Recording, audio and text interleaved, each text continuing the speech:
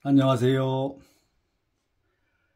기초다지기를 하느라 음양오행에 대해서 이야기를 하니까 좀 재미없어 하는 것 같아서 좀 더 재미있을 것 같은 그런 제목을 뽑아봤습니다. 명리학의 정확도. 명리학이 운명을 맞출 확률, 운명을 정확히 맞출 확률에 대해서 생각해 보겠습니다. 일단 요새는 병원에서 출생을 하기 때문에 병원에서 출생을 하다 보니까 이런 시간이 정확하니까 사주팔자를 정확히 뽑을 수가 있습니다. 그래서 명리학이 운명을 100% 정확하게 맞출 수가 있다면 일단 출생하는 순간에 그 출생한 사람의 일대기가 작성될 수 있다고 봅니다. 그러면 그 내용 속에 싹시 있는 사람, 싹시 없는 사람, 좋은 사람, 나쁜 사람, 이상한 사람, 뭐 이런 것들을 판단해 가지고 또 이러한 판단을 이용하는 과정에서 아마 한마디로 골 때리는 아마 세상이 될 겁니다. 그래서 삶에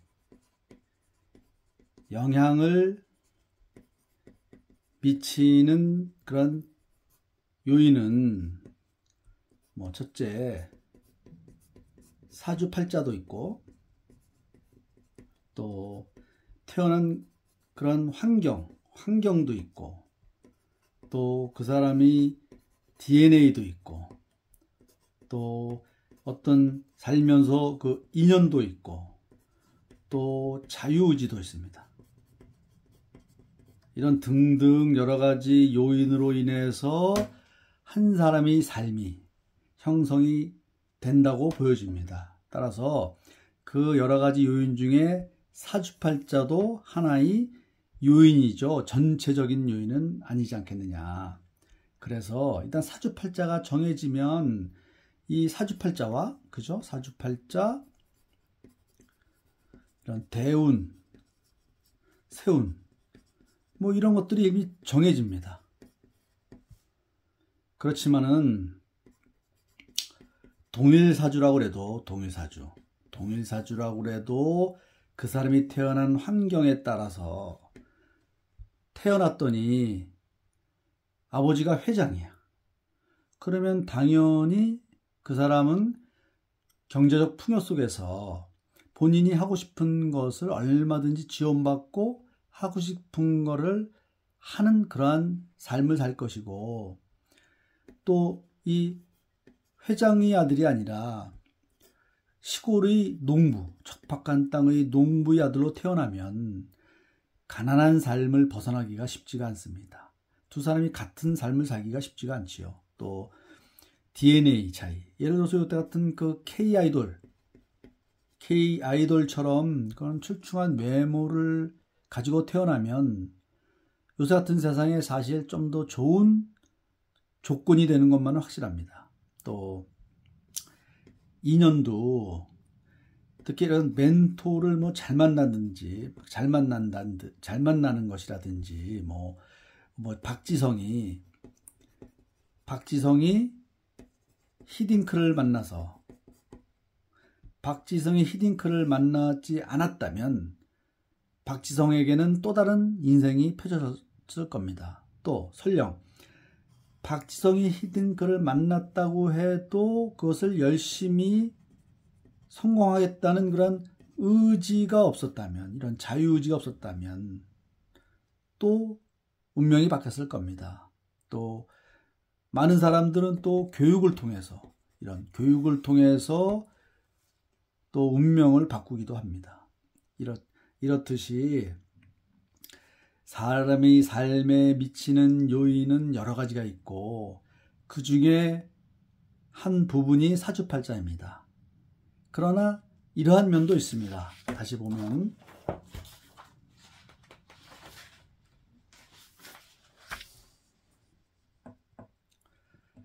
일단 동일사주는 운명의 동일 사이클을 가지고 있습니다. 운명의 동일 사이클을 가지고 있는 겁니다. 그래서 그냥 평범한 사람이면 뭐 좋을 때나 나쁠 때나 좋을 때나 나쁠 때나 좋을 때나 나쁠 때나 그냥 거기서 거기 그러한 삶을 살겠고, 이 사람보다 좀 더 다이나믹한 사람은 인생의 굴곡이 좀 더 있겠죠. 더 올라갔다가 내려왔다가 올라갔다가 내려왔다가 올라가는, 그런가 하면은 어떤 사람은 올라갈 때는 좀 더 올라가고 내려올 때는 좀 적게 내려왔다가 올라갈 때는 좀 더 올라가고 또 내려올 때는 좀 적게 내려오고 올라갈 때는 좀 더 올라가는, 이렇게 우상향하는 운명을 살고, 또 어떤 사람은 올라갈 때는 조금만 올라갔다가 그냥 확 떨어지고 또 올라갈 때는 조금만 올라갔다가 확 떨어지고 조금만 올라갔다가 확 떨어지는, 이러한 우하향하는 인생을 사는 사람도 있습니다. 이런 사람 또 저런 사람 뭐 이런 사람 뭐 이렇게 여러 가지. 그런데 뭐 세네갈이 얘기하기를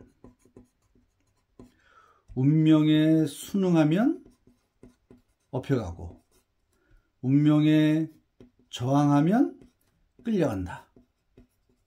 그러면 운명에 순응하는 사람은 어떠냐? 운명에 순응하는 사람은 자기가 올라갈 때는 노력해서 좀 더 올라가고, 그 다음에 자기가 내려갈 때는 조심하면서 조금만 내려오고, 또 준비했다가 또 올라갈 때는 좀 더 올라가고, 또 내리막길에서는 조심조심하면서 좀 덜 내려오고, 이렇게 하는 사람, 이런 A 같은 그래프를 그리는 사람. 운명에 저항하는 사람은 운명의 보찜을 지고 무슨 투사처럼 사는 사람이 아니고, 그냥 올라갈 때는 뭐 자기 멋대로 조금만 올라가다가 또 내려올 때는 자기 멋대로 확 떨어지고, 올라갈 때 또 자기 조금만 올라가고 내려올 때는 확 나락으로 떨어지고, 이 사람들은 뭐냐면 그냥 자기 성질대로 조언도 안 받고 이런 사람들은 B처럼 사는 거죠. D처럼 사는 겁니다. D 같은 사람. 어쨌든 이렇게 그냥 풀뿌리처럼 사는 사람, C처럼 풀뿌리, 이런 풀뿌리 같이 사는 사람, 좀 더 다이나믹하게 사는 사람, 어쨌든 기본적인 동일사주면 사이클은 같은데 그 결과치는 아주 천양지차인 거죠. 그래서 이 명리학자는 사주팔자로 그 사람이 운명의 사이클과 또 그 사람이 또 그릇의 크기 같은 것을 파악해서 이러한 지금 현재의 상황에서 어떻게 결정해 나가는 것이 좋은지, 그런 것을 연구하고 조언하는 것이 명리학자의 역할이라고 생각합니다. 우리가 명리 정확도에 대한 이런 확률을 논한다는 것은, 이런 고수분들은 그 뭐 유명하신 분 중에 그 박 선생님 같은 분은 사주를 탁 보면 2초면 일단 판단을 할 수 있다고 합니다. 그러면 그 짧은 시간 내에 뭐 형충파에 뭐 신사, 십용성을 쫙 보는 게 아니고 그런 건 베이스에 딱 깔고 탁 보는 순간 눈에 확 들어오는 글자, 그것을 직감적으로 정확히 뽑아내서 그리고 그것을 정확히 해석하는, 이것이 고수의 품격이라고 할 수 있겠죠. 그래서 이런 분들은 확률을 논할 수가 있습니다. 그러나 우리가 중수까지는 그 명리학자로서 사주팔자를 정확히 그 사이클과 그릇 크기를 판단하고 그 상황 하에서 어떻게 결정하는 것이 좋은지를 조언해 주는 것, 이런 것이 바람직하다고 생각합니다. 이상입니다.